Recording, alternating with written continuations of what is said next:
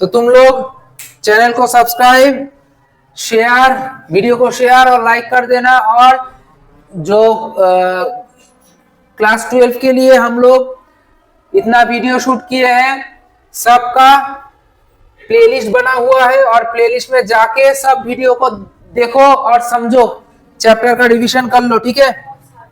तो मिलते हैं नेक्स्ट क्लास में। आज हम लोग यूट्यूब रिविजनल क्लास में चालू करेंगे कैश फ्लो स्टेटमेंट।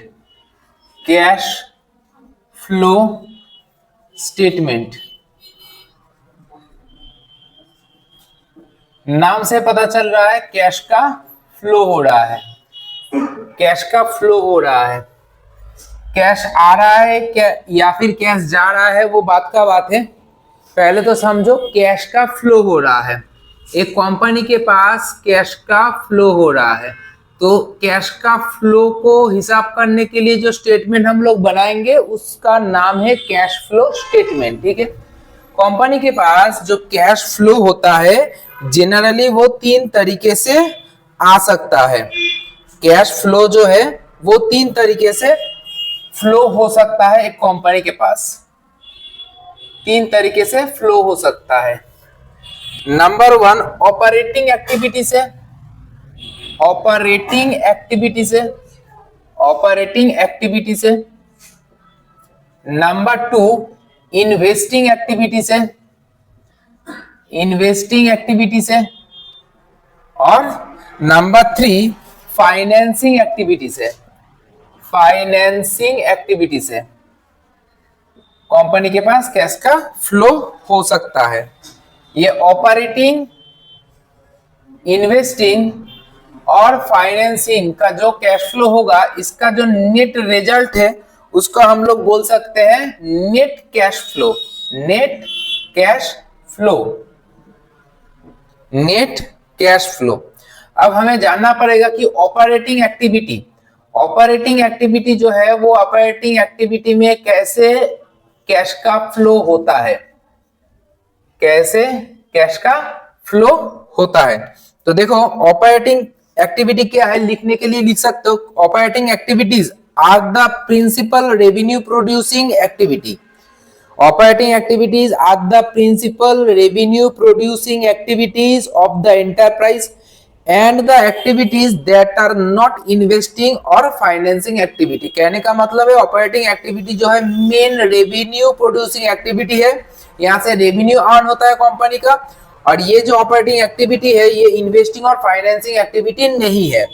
तो ऑपरेटिंग एक्टिविटी में हो सकता है कि कैश का इनफ्लो भी हो रहा है और कैश का आउटफ्लो भी हो रहा है। कैश का अगर इनफ्लो हो रहा है तो कहां से हो रहा है, कैश का अगर आउटफ्लो हो रहा है तो कहां पे कैश का आउटफ्लो हो रहा है। तो देखो इनफ्लो में कैश सेल बोल सकते हैं हम लोग, कैश सेल करके कैश का इनफ्लो होगा, माने सेल करके। प्रोडक्ट जो है कंपनी जो प्रोडक्ट बनाता है या सर्विस देता है वो अगर बेचेगा तो कैश का इनफ्लो होगा। कैश का आउटफ्लो कैश परचेज से होता है। जब कंपनी कैश में परचेज करता है तो कैश का आउटफ्लो हो जाता है, मतलब निकल जाता है। Number 2 collection from customer, customer से पैसा कलेक्ट करेगा तो कैश का इनफ्लो होगा। कैश का आउटफ्लो में पेमेंट टू क्रेडिटर को जब पैसा पेमेंट करेगा कैश का आउटफ्लो मतलब कैश निकल जाएगा। इनफ्लो मतलब आना, आउटफ्लो मतलब निकल जाना, है ना। नेक्स्ट देख लो कमीशन रिसीव, कमीशन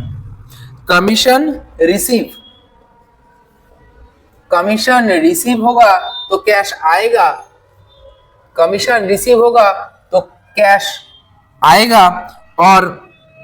और अगर मान लो कि एक्सपेंसेस पेड हो रहा है, कोई एक्सपेंसेस पे कर रहे हैं तो कैश का आउटफ्लो। लेकिन याद रखना एक्सक्लूडिंग इंटरेस्ट को हम लोग यहाँ पे नहीं पकड़ते हैं क्योंकि वो इंटरेस्ट जो है वो फाइनेंसिंग एक्टिविटी का हिस्सा है। उसके बाद हो सकता है कि टैक्स रिफंड हो रहा है, टैक्स पेमेंट किए थे, जो एक्सेस हो गया है वो रिफंड हो जाता है, तो टैक्स का जो रिफंड है वो भी कैश इनफ्लो हो जाता है। और कैश आउटफ्लो में बोल सकते हो कि जीएसटी पेड है ना, या टैक्स पेड, या फिर टैक्स पेड। इससे क्या हो जाता है, कैश का आउटफ्लो हो जाता है, मतलब कैश निकल जाता है। हो सकता है कि लॉटरी रिसीव, लॉटरी से पैसा आया तो कैश इनफ्लो, और हो सकता है कि cash lost, cash lost, cash lost हो गया, तो हो गया ये कैश का आउटफ्लो। तो कुछ इस तरीके से ऑपरेटिंग एक्टिविटी में कैश का इनफ्लो होता है और इस तरीके से कैश का आउटफ्लो हो जाता है। अगर हम लोग इन्वेस्टिंग एक्टिविटी के बारे में सोचे तो इन्वेस्टिंग एक्टिविटी में भी ऐसा ही कुछ होता है। इन्वेस्टिंग एक्टिविटी में भी ऐसा ही कुछ होता है, कुछ इनफ्लो होता है और कुछ आउटफ्लो होता है। कुछ इनफ्लो होता है कैश का और कहीं कहीं से कैश का आउटफ्लो भी हो जाता है। तो चलो देखते हैं इनफ्लो में क्या क्या आता है। इनफ्लो में बोल रहा है सेल ऑफ एसेट, एसेट बेचने पे। अच्छा, इन्वेस्टिंग एक्टिविटी ना डील्स विथ फिक्स्ड एसेट बोल सकते हो, ठीक है। तो फिक्स्ड एसेट रिलेटेड जो एक्टिविटी है वो इन्वेस्टिंग एक्टिविटी है, तो फिक्स्ड एसेट बेचने पे कैश का इनफ्लो होगा। अच्छा, उसके बाद डिविडेंड रिसीव बोल सकते हो, डिविडेंड रिसीव बोल सकते हो, ठीक है। बोल सकते हो तुम रेंट रिसीव भी बोल सकते हो, रेंट रिसीव बोल सकते हो, ठीक है। बोल सकते हो insurance claim receive, insurance claim receive बोल सकते हो, इंश्योरेंस क्लेम रिसीव बोल सकते हो।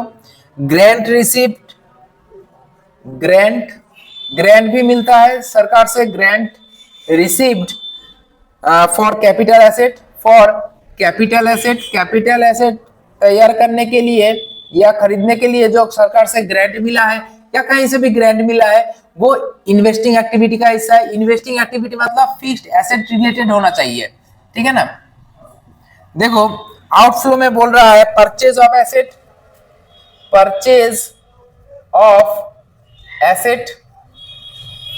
एसेट परचेज कर रहे हो या फिर इन्वेस्टमेंट कर रहे हो, नया इन्वेस्टमेंट कुछ कर रहे हो, वहां पे कैश का आउटफ्लो हो जाता है।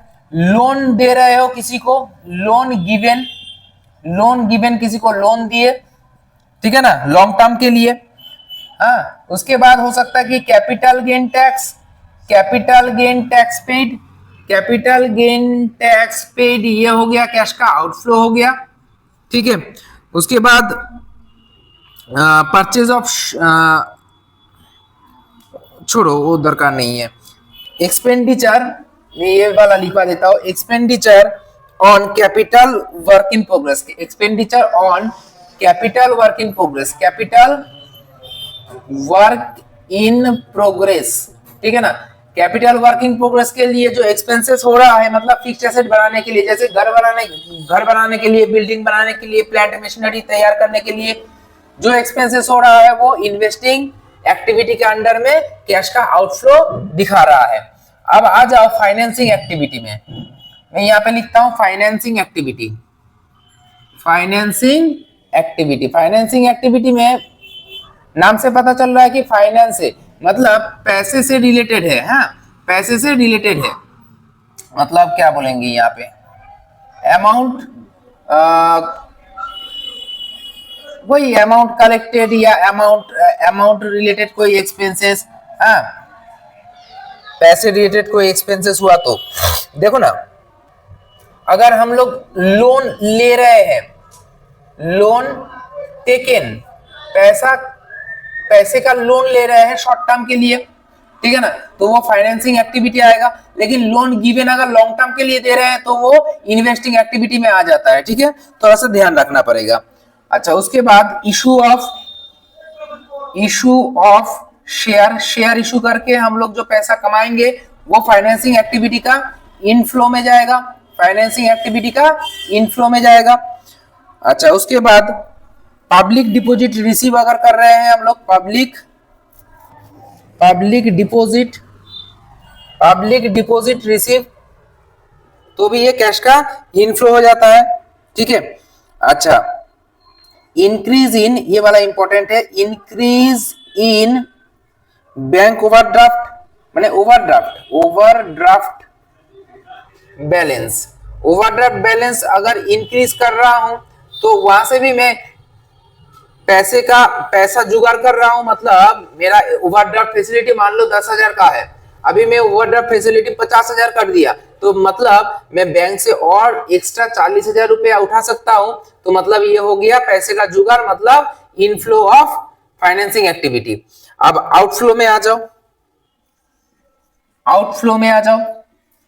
आउटफ्लो का कुछ उदाहरण लिख लेते हैं। बाईबैक ऑफ शेयर बेच के जो पैसा कलेक्ट किए थे, अब शेयर का पैसा लौटा रहे हैं, तो मतलब पैसा निकल रहा है मेरे घर से, कंपनी से, तो ये कैश का आउटफ्लो हो जाएगा। उसके बाद लिखो redemption of preference share,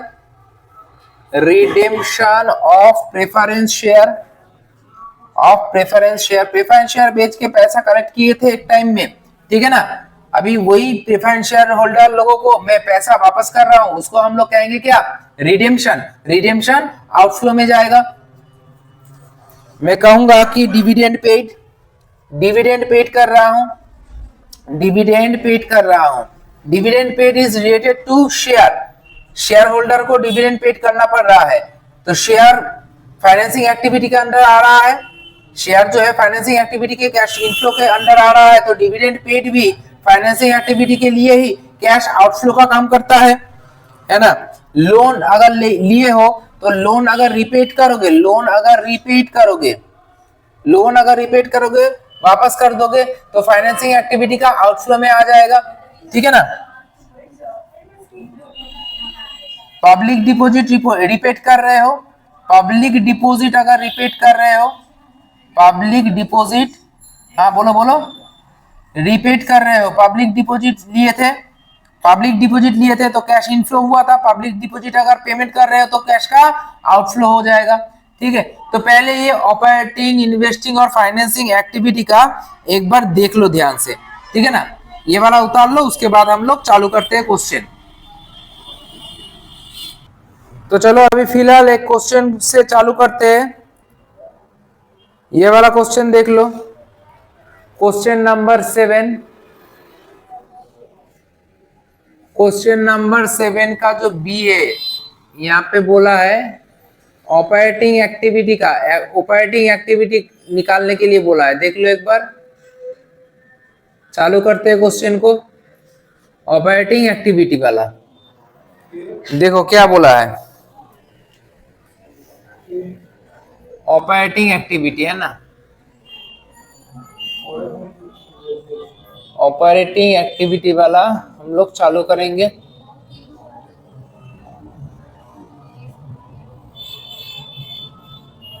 particulars और दो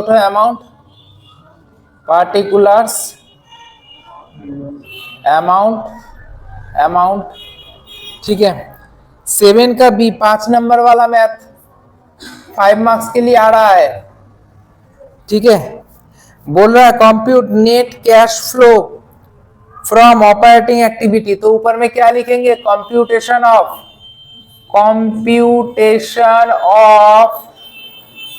net cash flow from operating activities,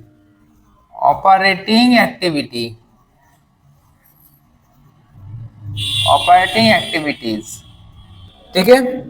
अच्छा, तो देखो दोनों यार तो दिया हुआ है, देख ही रहे हो। यहाँ पे फॉर्मूला क्या होता है, मतलब लिखने का तरीका क्या है, नेट प्रॉफिट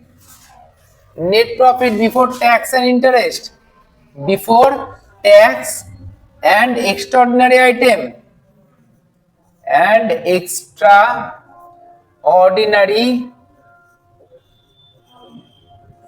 आइटम्स। ठीक है, तो देख लो नेट प्रॉफिट, देखो प्रॉफिट बोला 5,50,000 2023 में था, 2024 में 6 लाख हो रहा है, तो कितना बढ़ रहा है? 50,000 इंक्रीज हो रहा है। तो जितना इंक्रीज हो रहा है उसको यहाँ पे लिखेंगे 50,000, 50,000 इंक्रीज हुआ। उसके बाद हम लोग क्या करेंगे? ऐड करेंगे, आइटम्स टू बी एडेड। क्या लिखते हैं हम लोग? Non cash expenses. Very good, non cash expenses. लिखने का हेडिंग तुम लोग भी थोड़ा जो वीडियो देख रहे हो याद कर लेना, नॉन कैश एक्सपेंसेस। मतलब यहाँ पे वो सब खर्चा ऐड होगा जो कि कंपनी का एक्चुअल खर्चा नहीं है, लेकिन कंपनी खर्चे में दिखाया है ताकि नेट प्रॉफिट कम हो जाए। ऐसा खर्चा यहाँ पे हम लोग ऐड करेंगे। जैसे कि अगर हमें सिखाने का मौका मिले तो थोड़ा सा बताना चाहता हूं कि प्रॉफिट एंड लॉस में बाई के साइड में बाई ग्रॉस प्रॉफिट आता है ना, टी फॉर्म में अगर बताऊं कि मान लो यहाँ पे 10 लाख रुपए आया, यहाँ पे क्या लिखते हैं हम लोग? रेंट लिखते हैं। ठीक है, यहाँ पे हम लोग क्या लिखते हैं? सैलरी लिखते हैं। अच्छा सोच के बताओ तो, सोच के बताओ तो, रिजर्व फॉर बैड डेब्ट, रिजर्व फॉर बैड डेब्ट ये कोई खर्चा है? नहीं है। रिजर्व फॉर बैड डेब्ट, बैड डेब्ट होगा इसके लिए रिजर्व करके रख रहा हूं, थोड़ी खर्चा है? खर्चा नहीं है। सर गुडविल को एमोर्टाइज कर रहा हूं, गुडविल को एमोर्टाइज कर रहा हूं, एमोर्टाइज कर रहा हूं, goodwill, amortisation of goodwill, amortisation of goodwill. कहने का मतलब है गुडविल, मान लो एक बिजनेस परचेस किया, एक बिजनेस को हम लोग परचेस किए, बिजनेस का एसेट था, बिजनेस का एसेट था मान लो 10 लाख का, बिजनेस का लायबिलिटी था मान लो 2 लाख का, तो देना चाहिए था 8 लाख, 8 लाख एक्चुअली पेमेंट होना चाहिए था, लेकिन हम लोग पे कितना करके आए हैं? पेड कितना करके आए हैं? मान लो 10 लाख रुपया पेड करके आए हैं। तो जो डिफरेंस दिख रहा है 8 लाख और 10 लाख में, 2 लाख एक्स्ट्रा जो डिफरेंस दिख रहा है, ये 2 लाख क्या है? गुडविल के लिए दिए हैं हम लोग, है ना। रनिंग बिजनेस में हमेशा गुडविल होता है और गुडविल के लिए हमें एक्स्ट्रा पेमेंट करना पड़ता है, लेकिन कंपनी एक्ट बोल रहा है कि ये जो गुडविल हम लोग एक्स्ट्रा गुडविल के लिए 2 लाख रुपया जो हम लोग एक्स्ट्रा पेमेंट किए हैं, इसको बोल रहा है कि 5 साल के अंदर अंदर इसको जीरो करके लाओ, 5 साल के अंदर अंदर इसको जीरो कर दो। तो हर साल तुम कितना, पर ईयर तुम कितना गुडविल को कम करोगे? सर 2 लाख को 5 ईयर से डिवाइड कर दोगे तो 40,000 करके तुम क्या करोगे? प्रॉफिट एंड लॉस में, प्रॉफिट एंड लॉस में सर डेबिट करके रखोगे। प्रॉफिट एंड लॉस का जो प्रॉफिट है वहां से गुडविल एमोर्टाइजेशन हर साल तुम कितना करोगे? 40,000 करके कम करके दिखाओगे, खर्चा दिखाओगे, गुडविल का खर्चा 40,000। असल में गुडविल बोल के कोई खर्चा थोड़ी हुआ है, नहीं हुआ, इसको एमोर्टाइज कर रहे हैं, ठीक है ना। तो इसीलिए ये सब जो खर्चा है, ये सब खर्चा कंपनी का एक्चुअल खर्चा नहीं है, इसीलिए हम लोग इसको ऐड कर देते हैं, इसी चीज को हम लोग ऐड करते हैं। तो देखो यहाँ पे कुछ है क्या? गुडविल बोल के, हाँ सर गुडविल बोल के ही है, गुडविल बोल के ही है। देखो ना गुडविल कितना बोल रहा है? 2023 में 4 लाख था, 2024 में कितना है? 3,80,000 है। तो कितने का गुडविल एमोर्टाइज कर दियो? गुडविल कितना घट गया है? 20,000 घट गया है। तो लिखो ना इधर 20,000। डेप्रिसिएशन कुछ है क्या? अच्छा डेप्रिसिएशन, डेप्रिसिएशन भी एक खर्चा है, डेप्रिसिएशन भी एक खर्चा है। क्या डेप्रिसिएशन बोल के असल में कोई खर्चा है, या हम लोग सोचते हैं कि इतना डेप्रिसिएशन होने वाला, इतना डेप्रिसिएशन होने वाला, इतना क्षय होने वाला है, इतना हराश होने वाला है, ठीक है ना। असल में थोड़ी होता है, असल में होता ही नहीं है।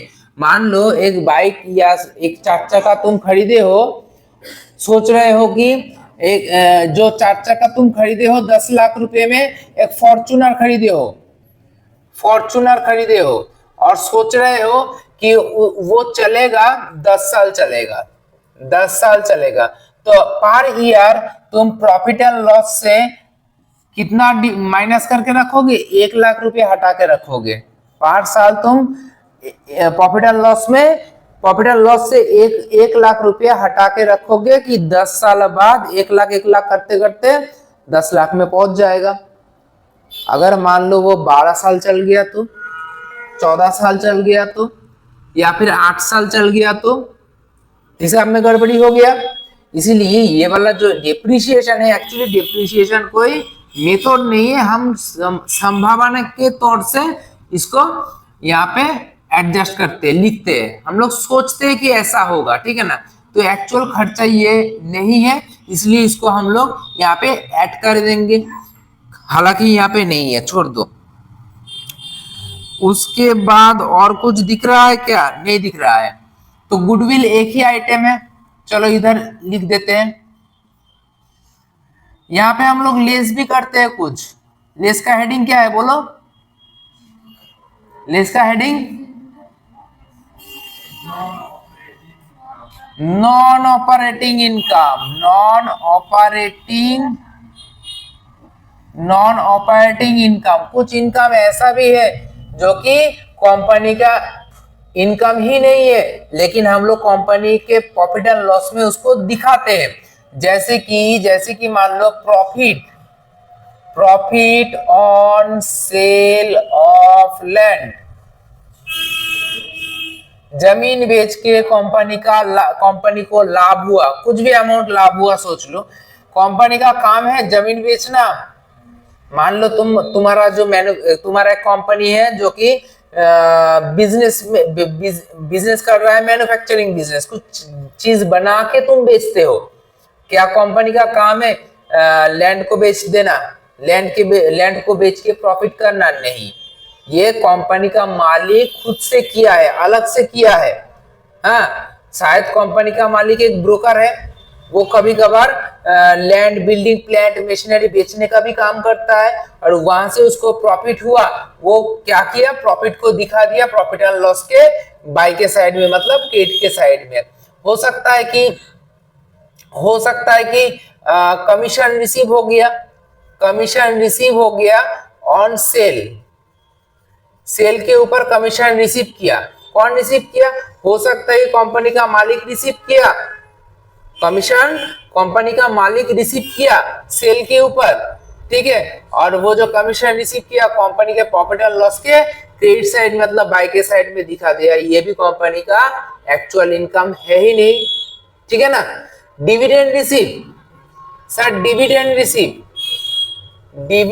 रिसीव, कंपनी का मालिक दूसरे कंपनी में इन्वेस्ट किया है, अपना कंपनी को छोड़कर दूसरे कंपनी में इन्वेस्ट कर रहा है, तो दूसरे कंपनी से डिविडेंड मिल रहा है, और जो कंपनी को डिविडेंड मिला, जो दूसरे कंपनी से डिविडेंड मिला, वो क्या किया, अपने कंपनी के प्रॉफिट एंड लॉस में क्रेडिट साइड में दिखा दिया, कंपनी का इनकम बढ़ा दिया। क्या ये कंपनी का सही इनकम है? ये सब इनकम क्या सही में कंपनी का इनकम है? नहीं है सर, इसीलिए ये सब इनकम को हमें माइनस भी करना पड़ेगा। खैर यहाँ पे कुछ नहीं है, माइनस करने लायक कुछ नहीं है, ठीक है। तो हम लोग इन दोनों को जोड़ के 70,000 लिख देते हैं। इसका कोई नाम है क्या? नहीं है? हाँ, ऑपरेटिंग प्रॉफिट ऐड करने से पहले ऑपरेटिंग प्रॉफिट की ऐड करने के बाद हुआ था?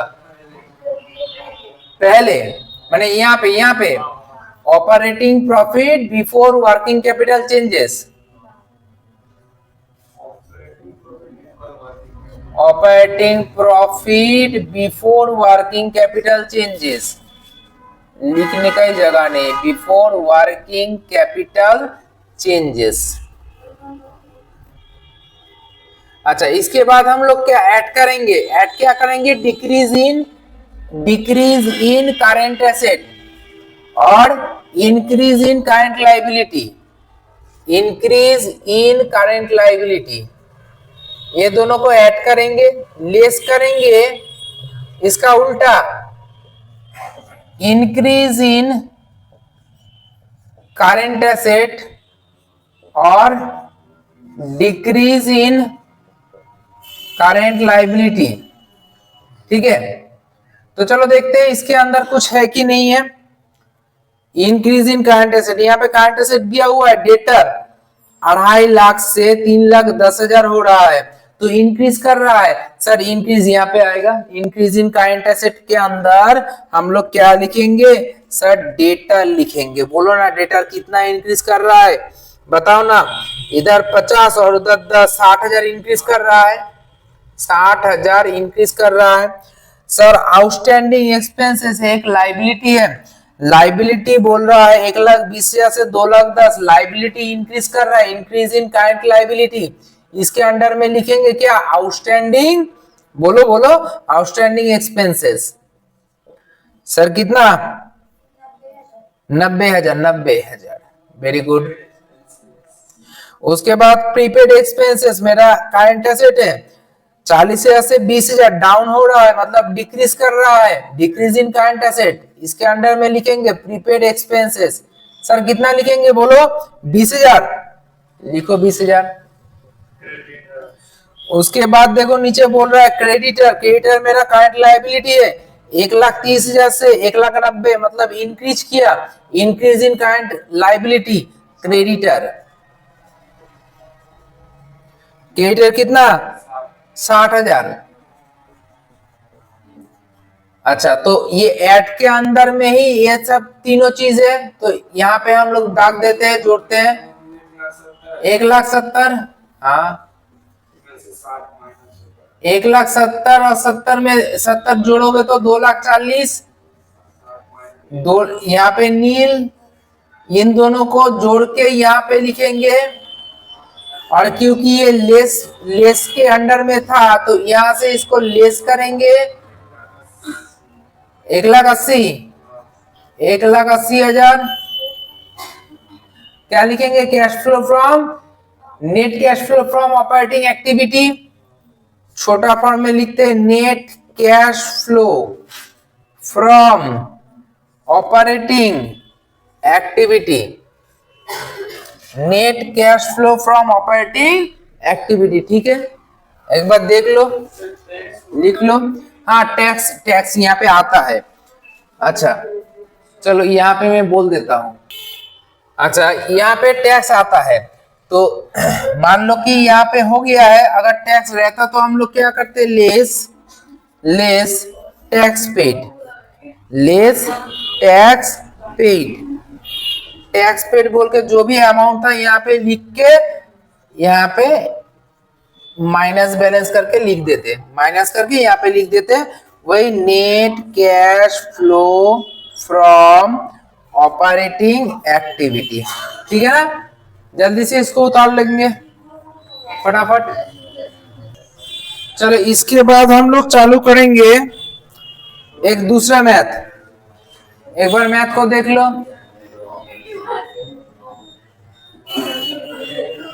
एक बार मैथ को देख लो जल्दी से। ठीक है, देख लो, एक बार फोटो क्लिक कर लो, देख लो जल्दी से। चलो चालू करते हैं। हाँ चलो शुरू करते हैं। देखो बोल रहा है, अच्छा पहले स्केचिंग कर लेते हैं।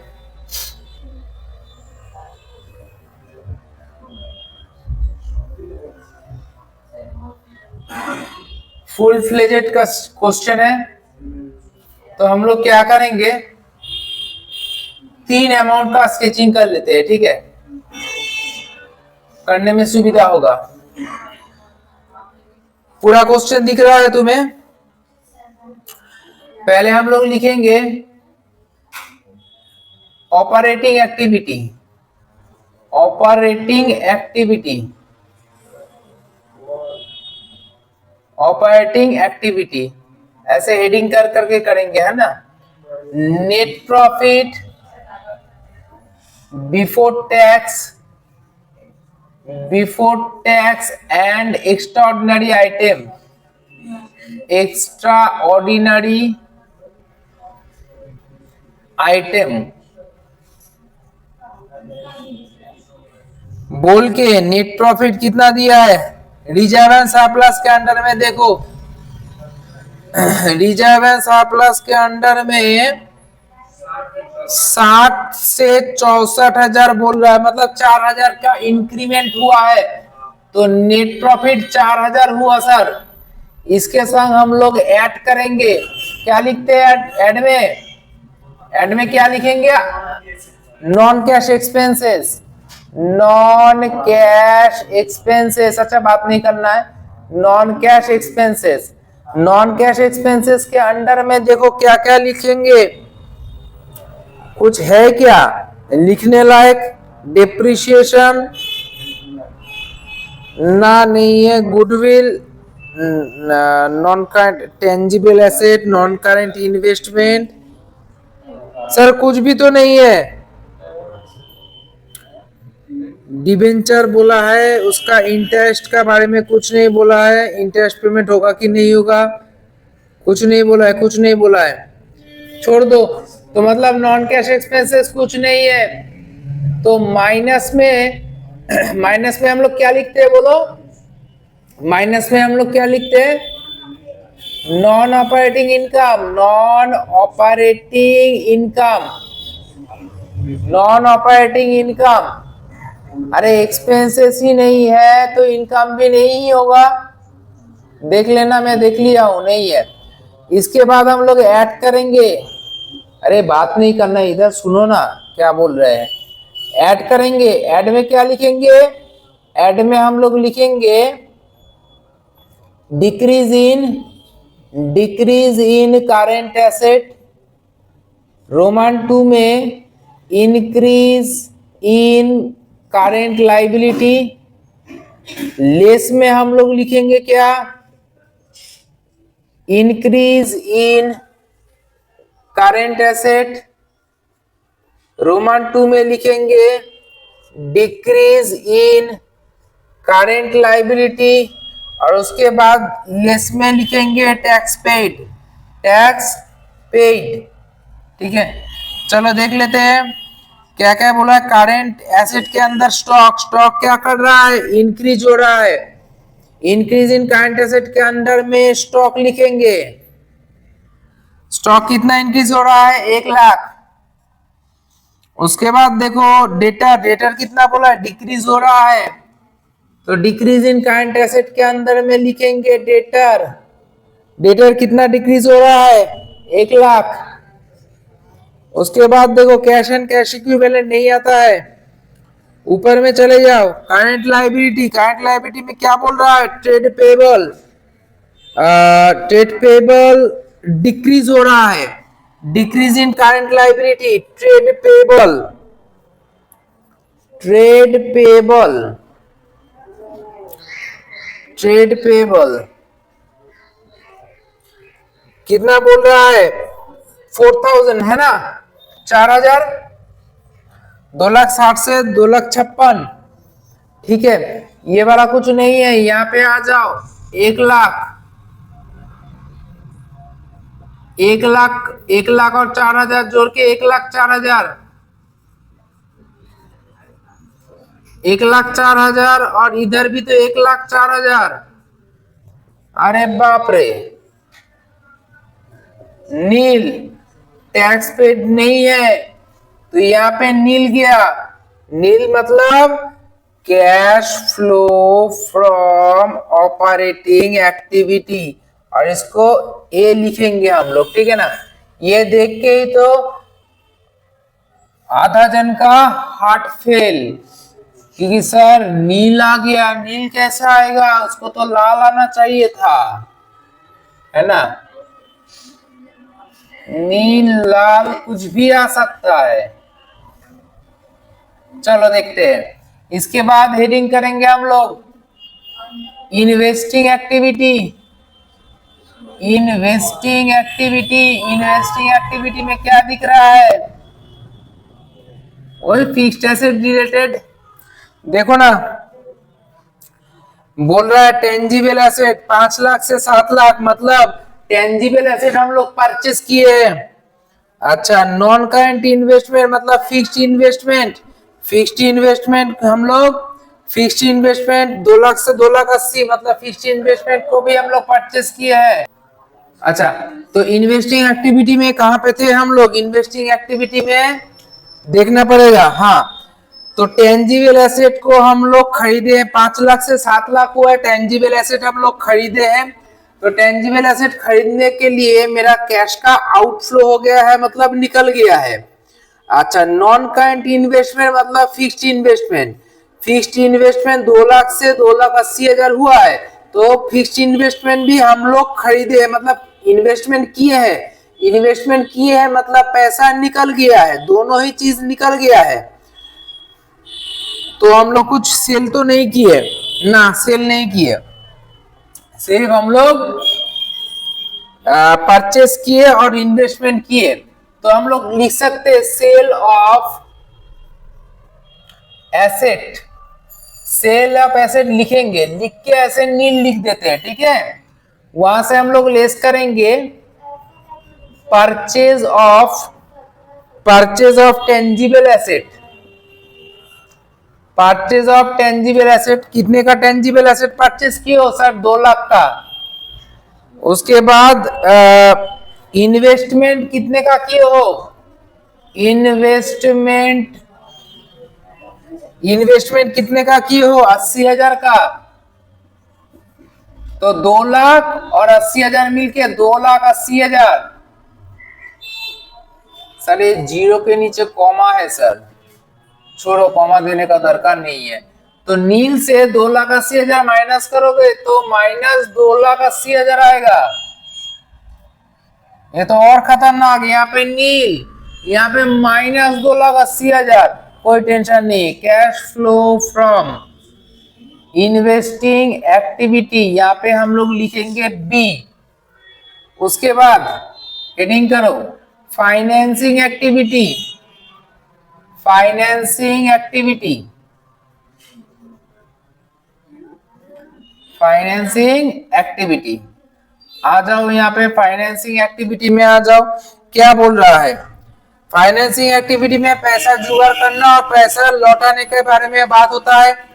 तो देखो, फाइनेंसिंग एक्टिविटी में शेयर कैपिटल 10 लाख से 13 लाख हुआ है, मतलब इक्विटी शेयर इशू करके हम लोग पैसा कलेक्ट किए हैं, तो 3 लाख रुपया कलेक्ट किए हैं।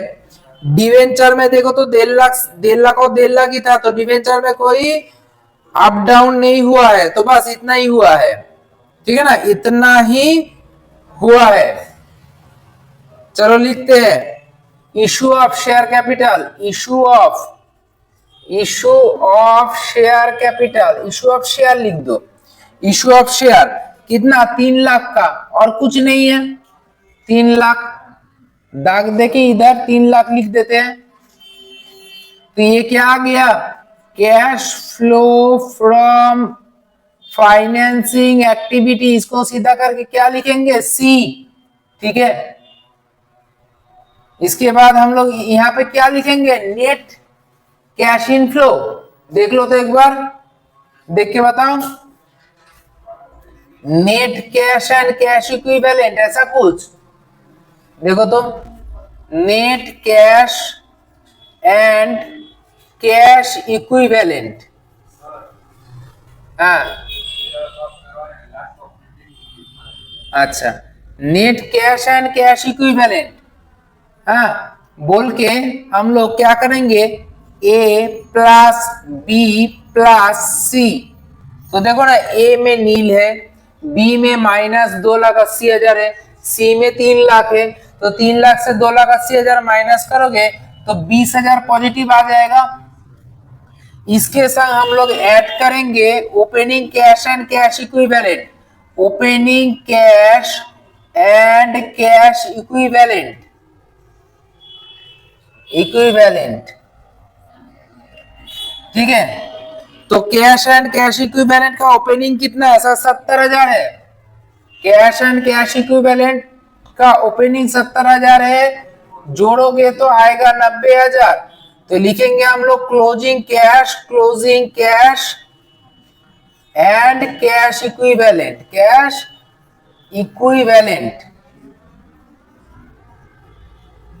ठीक है ना। तो देखो आंसर मैच हो गया, कैसे पता चलेगा? ओपनिंग कैश इक्विवेलेंट जोड़ने के बाद क्लोजिंग कैश इक्विवेलेंट का आंसर कितना है यहाँ पे? 90,000 ऑलरेडी आ चुका है। तो तुमको क्वेश्चन देख के ही पता चलेगा सर ए प्लस बी प्लस सी का आंसर कितना होगा। ए प्लस बी प्लस सी का आंसर होगा the difference between closing and opening cash and cash equivalent.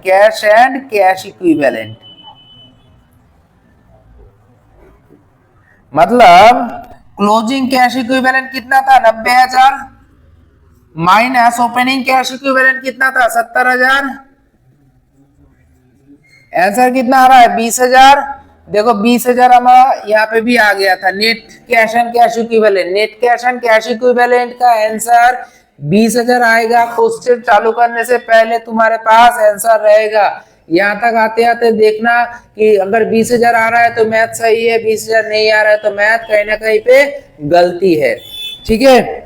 तो जल्दी से इसको उतार लेंगे और नेक्स्ट मैथ में आगे बढ़ेंगे। चलो अभी हम लोग ये वाला मैथ बनाएंगे। जल्दी से इस वाला मैथ को फोटो क्लिक कर लो। हाँ, ये वाला मैथ हम लोग बनाएंगे। ऊपर 1 लाख, उसके बाद 3.5 लाख लिखा हुआ है, ठीक है। थोड़ा सा पिक्चर थोड़ा ज्यादा हेजी है। पहले 1 लाख, उसके बाद 3.5 लाख, उसके बाद 2,60,000, बाकी सब दिख रहा है तुम लोगों को। जल्दी से फोटो क्लिक कर लो। शुरू करते हैं। हाँ तो शुरू करते हैं question. Determination of cash flow from investing activity. चलो इन्वेस्टिंग एक्टिविटी क्या बोल रहा है?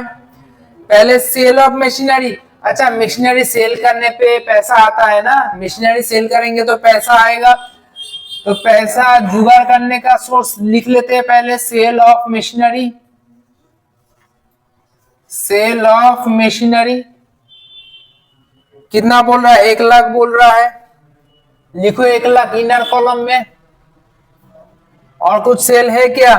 परचेज ऑफ मशीनरी, वो तो अलग है। परचेज मतलब पैसा जा रहा है। Investment sold. हाँ सर, इन्वेस्टमेंट सेल करने पे पैसा आएगा। कितने का? 2,60,000 का हम लोग इन्वेस्टमेंट सेल किए हैं सर। अच्छा, परचेज ऑफ गवर्नमेंट सिक्योरिटी अलग बात है। Interest receive on debenture held as investment. Sir debenture को ना इन्वेस्टमेंट के हिसाब से एज ए इन्वेस्टमेंट तुम अपने पास रखे थे। तो इन्वेस्टमेंट मतलब इन्वेस्टिंग एक्टिविटी, वहां से अगर इंटरेस्ट मिल रहा है तो तुम्हारा इन्वेस्टिंग एक्टिविटी का इनकम ही होगा। Interest receive on debenture, interest receive on debenture. अगर ट्रेडिंग करते तो यहाँ पे नहीं आता। अगर तुम ट्रेडिंग करते, इन्वेस्टमेंट की तरह हेल्ड नहीं करते तो यहाँ पे नहीं आता। वो कहाँ पे जाता? फाइनेंसिंग एक्टिविटी में जाता। लेकिन तुम इसको इन्वेस्टमेंट की तरह हेल्ड किए हो, मतलब लॉन्ग टर्म के लिए रखे हो अपने पास, इसीलिए ये इंटरेस्ट जो है इन्वेस्टिंग एक्टिविटी का हिस्सा बन रहा है। कितना है सर? 20,000 है। चलो 20,000 लिख दिए। उसके बाद dividend receive on share held as investment. तुम्हारे पास शेयर था, एज ए इन्वेस्टमेंट तुम हेल्ड करके रखे हो पिछले 5-7 साल से, 10 साल से, इसलिए उसका जो डिविडेंड रिसीव हो रहा है वो भी तुम्हारा कैपिटल नेचर इनकम हो गया। मतलब इन्वेस्टिंग एक्टिविटी के अंदर आ रहा है। सर लिखेंगे हम लोग डिविडेंड रिसीव लिखेंगे। डिविडेंड रिसीव ऑन शेयर लिखेंगे sir. Dividend receive on share लिखेंगे। कितना लिखेंगे? 30,000 लिखेंगे। अब सर जोड़ेंगे 2,60,000, 3,60,000, 3,60,000, 3,60,000, 70, 80, 80, 90, 100, 3,10,000, 4,10,000। एक बार देख लो तो 4,10,000। अच्छा, यहां से हम लोग लेस कर देंगे जो जो हम लोग परचेज किए हैं, purchase of machinery. Purchase of machinery, sir purchase of machinery कितना है? 3.5 लाख, 3.5 लाख। उसके बाद बोलो ना, परचेज ऑफ गवर्नमेंट सिक्योरिटी।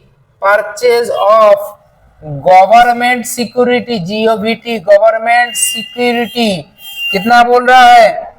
2,20,000, 2,20,000। और कुछ नहीं है तो 3 2 5, 5,70,000 है ना। 5,70,000। 4,10,000 से 5,70,000 माइनस करोगे तो कितना रहेगा? 1,60,000 है ना। लेकिन वो नेगेटिव में है ना, ऊपर में एक दाग, नीचे डबल दाग देके क्लोज, खत्म math. Cash flow from investing activity, ठीक है, 1,60,000 माइनस फिगर में आ गया। जल्दी से देख लो, कहीं पे कोई दिक्कत परेशानी नहीं आना चाहिए। अच्छा, अभी हम लोग ये वाला मैथ करेंगे, एक बार जल्दी से देख लो।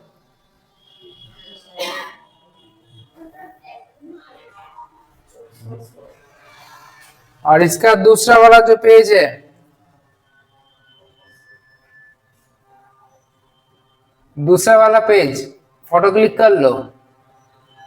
चलो स्टार्ट करते हैं हम लोग ये वाला क्वेश्चन।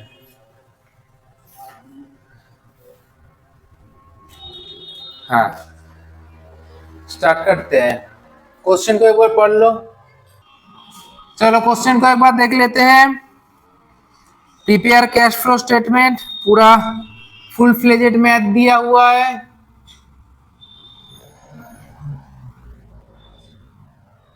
तो बड़ा मैथ है इसलिए 3 कॉलम काट लेंगे हम लोग। 3 कॉलम हो गया है। देख लो, बोल रहा है reserve and surplus. Reserve and surplus में नोट दिया हुआ है। रिजर्व एंड सरप्लस के अंदर प्रॉफिट एंड लॉस दिया हुआ है। 24,000 से 1,32,000 हो रहा है। 24,000 से 1,32,000 हो रहा है। तो मतलब बढ़ रहा है कितना, देख लेंगे माइनस करके। ऑपरेटिंग एक्टिविटी,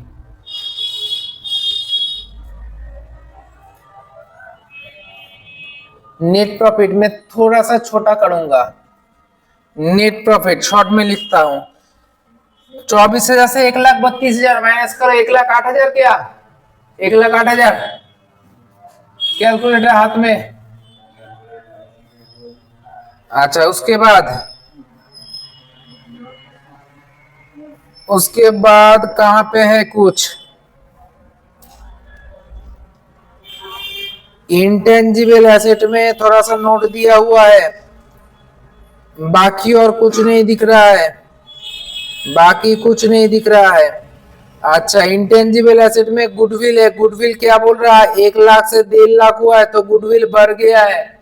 तो गुडविल अगर घट जाता है तो यहाँ पे ऐड करते हैं, बढ़ जाता है तो यहाँ पे काम नहीं करते गुडविल का। आ जाओ, ऐड करेंगे हम लोग। क्या लिखेंगे? Non operating expenses. Non operating expenses, यहाँ पे नॉन ऑपरेटिंग एक्सपेंसेस शायद नहीं है, कुछ भी है क्या ना? नॉन ऑपरेटिंग एक्सपेंसेस नहीं है। लेस करेंगे क्या? नॉन ऑपरेटिंग इनकम, या फिर जो भी लिखे थे देख लेना एक बार। नॉन ऑपरेटिंग इनकम भी हो सकता है, शायद हम लोग फर्स्ट सेकंड मैथ में किए थे, एक बार चेक कर लेना। एक बार जोड़ लो, सेम आएगा। ऐड करेंगे हम लोग डिक्रीज इन करेंट एसेट, और उसके बाद इंक्रीज इन करेंट लायबिलिटी। उसके बाद हम लोग क्या करेंगे? लेस करेंगे increase in current asset or decrease in current liability। उसके बाद लेस करेंगे टैक्स पेड। ठीक है, प्रोफार्मा सजा लिए है।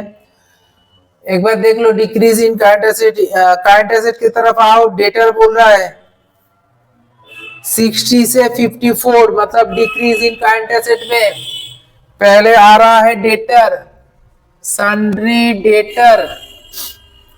कितना डिक्रीज हो रहा है? 6000 लिखेंगे। उसके बाद स्टॉक 24,000 से 1,07,000 हो रहा है, तो इंक्रीज किया। स्टॉक इंक्रीज हो रहा है, इंक्रीज इन करंट एसेट में 24 से 1,07,000। 24 से 1,07,000 माइनस करके बोलो कितना आ रहा है? 24 से 1,07,000। कैलकुलेटर निकालो ना जल्दी से। 83। एक बार किसी के पास कैलकुलेटर है तो देख लेना। अच्छा, उसके बाद बिल रिसीवेबल बोल रहा है 17,500 से 40,000। यहाँ पे भी इंक्रीज हो रहा है, तो बिल रिसीवेबल 17,500 से 40,000 हो रहा है। 17,500 से 40,000 बोलो कितना आ रहा है? 40,000 माइनस 17,500 आ रहा है 22,500। 22,500। अच्छा, उसके बाद अच्छा बात नहीं करना है। इधर देखो करंट एसेट हो गया। करंट लायबिलिटी में ट्रेड पेएबल है 27 से 75, इंक्रीज हो रहा है। ट्रेड पेएबल कितना बोल रहा है? 27,000 से 75,000, तो 27,000 से 75,000 माइनस करेंगे 48।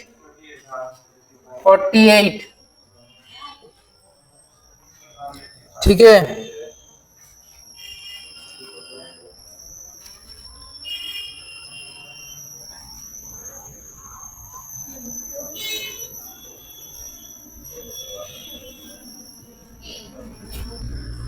अच्छा तो यहाँ पे दोनों को जोड़ेंगे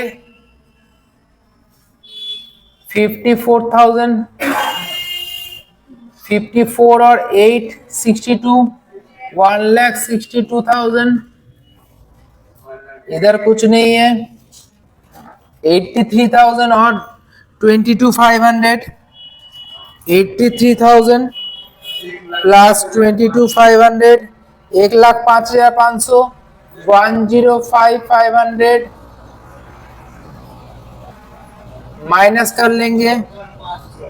1,62,000 से माइनस करेंगे 1,05,500, 56,500 सही है। टैक्स पेड कुछ नहीं है, तो 56,500 इधर आ गया। Cash flow from operating activity, इधर ए लिख देंगे।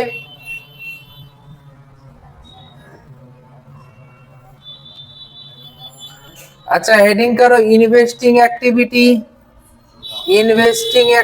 देख लो इधर। इन्वेस्टिंग एक्टिविटी में क्या क्या आ रहा है बोलो? इन्वेस्टिंग एक्टिविटी में बोल रहा है प्रॉपर्टी प्लांट एंड इक्विपमेंट बढ़ रहा है, मतलब परचेज किए हैं।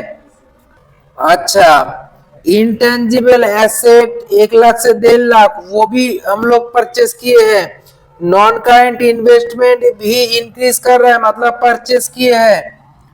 तो सेल ऑफ, पहले लिख लेते हैं सेल ऑफ एसेट, कुछ नहीं है तो नील लिखेंगे। और इधर लेस करेंगे क्या क्या? Purchase of PPE, property plant and equipment, कितना? 2,94,000 से 2,52,000, मतलब 94 से 52 माइनस कर लो 42,000 का 42,000 का प्रॉपर्टी प्लांट एंड इक्विपमेंट। आगे बढ़ो। इंटेंजिबल एसेट में बोल रहा, इंटेंजिबल एसेट मतलब purchase of goodwill, purchase of intangible asset, intangible asset जिसमें क्या आ रहा है, गुडविल आ रहा है। कितना इंक्रीज हो रहा है, 50,000। नेक्स्ट पेज में देख लेते हैं एक बार। हाँ 50,000 ही है, 50,000, 50,000, 50,000। अच्छा उसके बाद बोल रहा है non current investment, investment made लिख सकते हैं हम लोग, इन्वेस्टमेंट मेड, इन्वेस्टमेंट परचेस थोड़ी बोलेंगे, इन्वेस्टमेंट मेड।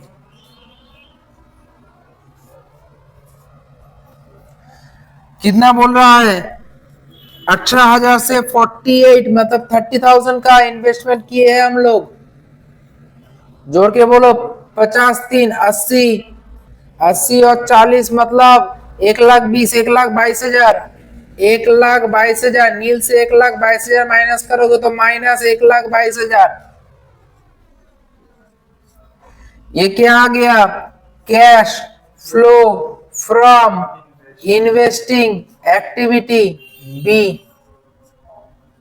ठीक है, दिखाई दे रहा है कि नहीं? हाँ अच्छा आगे बढ़ते हैं। लास्ट क्या है मेरा,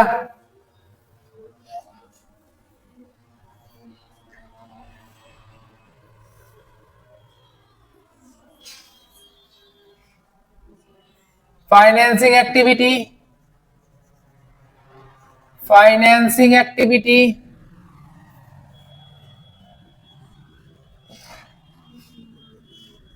फाइनेंसिंग एक्टिविटी में क्या आएगा, शेयर, इशू ऑफ शेयर आ गया। लॉन्ग टर्म बोरोइंग सेम है, issue of share, issue of share,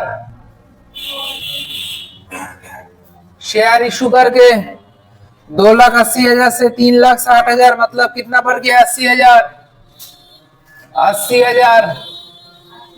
और कुछ नॉन करेंट लाइबिलिटी के अंदर लॉन्ग टर्म बोरोइंग तो सेम ही है। और कुछ और कुछ और कुछ नहीं है सर, कुछ नहीं है।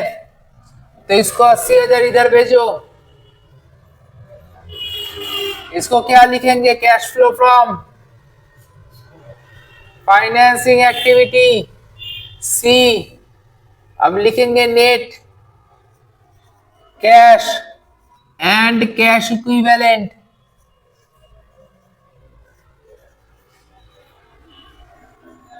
मतलब कि A plus B plus C. एक बार जोड़ के बोलो ना कितना आ रहा है, 80,000 और 56,500। एग्जाम में तुम लोगों को कैलकुलेटर नहीं मिलेगा। 1,36,500 से माइनस करेंगे 1,22,000 तो 14,500 आ रहा है, 14,500 आ रहा है। अब यहां से इसके संग ऐड करेंगे opening cash and cash equivalent, opening cash and cash equivalent, opening cash and cash equivalent कितना बोल रहा है, 9,500, 9,500, 9,500 सर जोड़ लेंगे तो कितना आएगा, 24 आ रहा है ना, हाँ 24,000 आ रहा है। क्या लिखेंगे, closing cash and cash equivalent, closing cash and cash equivalent, and cash equivalent. ठीक है, हो गया ये वाला मैथ भी। कौन सा वाला दिए थे तुम लोगों को करने के लिए बोलो तो, एमएस लिमिटेड भी दिए थे ना, एमएस लिमिटेड दिए थे। चलो एमएस लिमिटेड क्या करवा दे, थोड़ा सा देख लो ना, एमएस लिमिटेड थोड़ा सा करवा देते हैं। एमएस लिमिटेड जहां तक होगा यहां पे ही होगा। चलो देखते हैं, ऑपरेटिंग एक्टिविटी, ऑपरेटिंग एक्टिविटी। अच्छा, एमएस लिमिटेड वाला क्वेश्चन दिखा देते हैं, एक ही पेज का है सर। क्वेश्चन देखो एक बार, दिख रहा है क्या?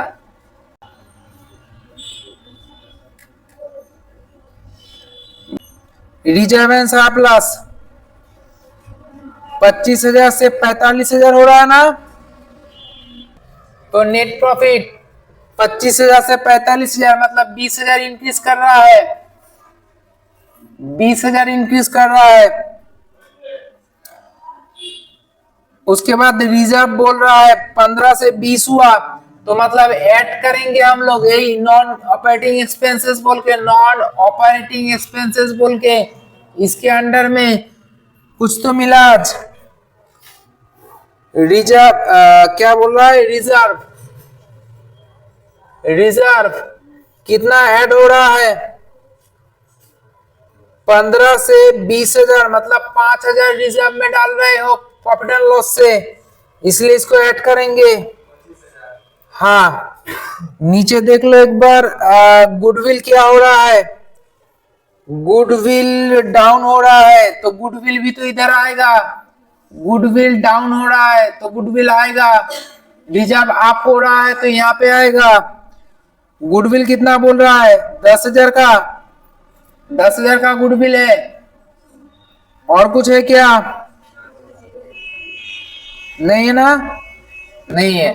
तो यहाँ पे कितना आ रहा है, 20, 30, 35,000, 35,000। हम लोग क्या लिखेंगे, ऐड लिखेंगे, decrease in, decrease in current asset, increase in current liability, less करेंगे increase in current asset, decrease in current liability, minus करेंगे टैक्स पेड, है ना, ऑपरेटिंग एक्टिविटी आ जाएगा आंसर। देख लो, करंट एसेट क्या बोल रहा है, इन्वेंटरीज बोल रहा है 30,000 से 45,000 इंक्रीज हुआ, इन्वेंटरी 30,000 से 45,000 मतलब 15,000 यहाँ पे। आगे बढ़ते हैं, ट्रेड रिसीवेबल के अंदर में डेटा 20 से 35, तो मतलब ये भी तो इंक्रीज हो रहा है डेटर।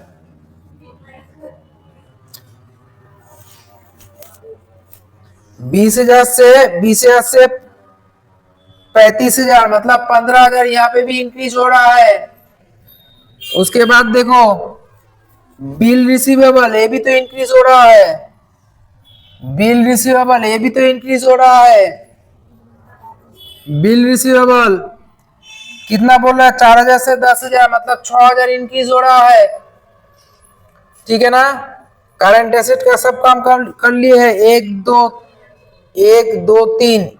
3 इधर। हाँ, करंट लायबिलिटी में आओ, क्रेडिटर, क्रेडिटर इंक्रीज हो रहा है, क्रेडिटर इंक्रीज हो रहा है तो क्रेडिटर कितना इंक्रीज हो रहा है, 16 से 20 मतलब 4,000।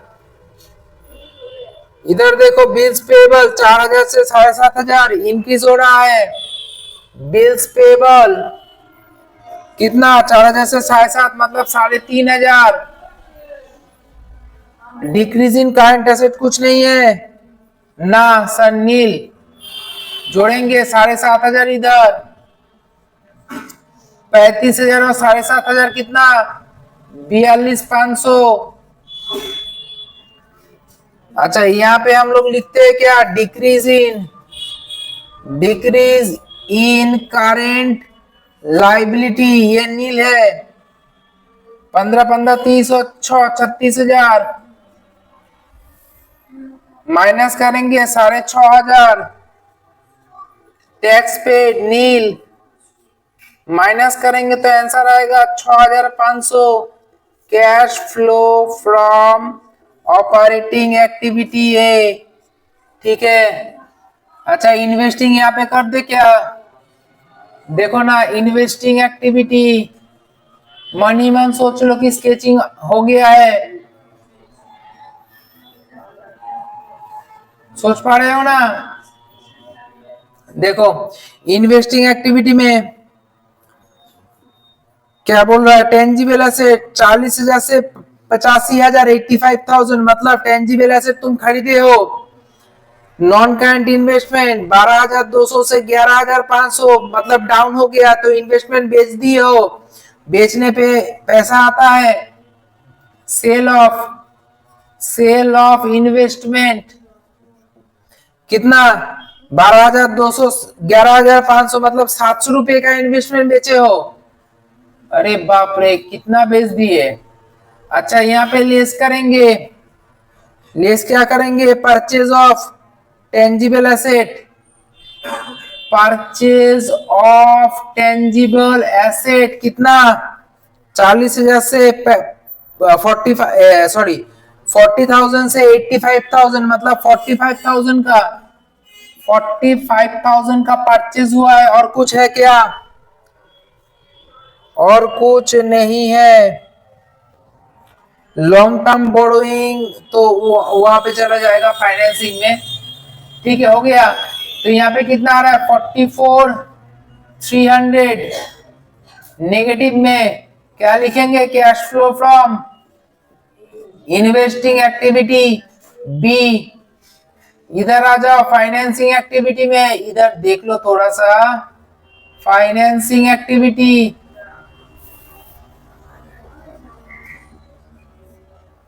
फाइनेंसिंग एक्टिविटी में इशू ऑफ शेयर इशू किए, इशू ऑफ शेयर। सर कितना लिखा है बोलो ना एक बार। शेयर में 55,000 से 70,000, देखो तो एक बार। इशू ऑफ शेयर में 55 से 70,000 क्या, तो 15,000 का इंक्रीमेंट हुआ है। अच्छा, और उसके बाद देखो लॉन्ग टर्म बोरोइंग में 25,000 से 50,000, तो मतलब लॉन्ग टर्म बोरोइंग भी हम लोग मैंने लिए हैं। हाँ, प्रोसीड फ्रॉम ऐसे लिख सकते हो, प्रोसीड।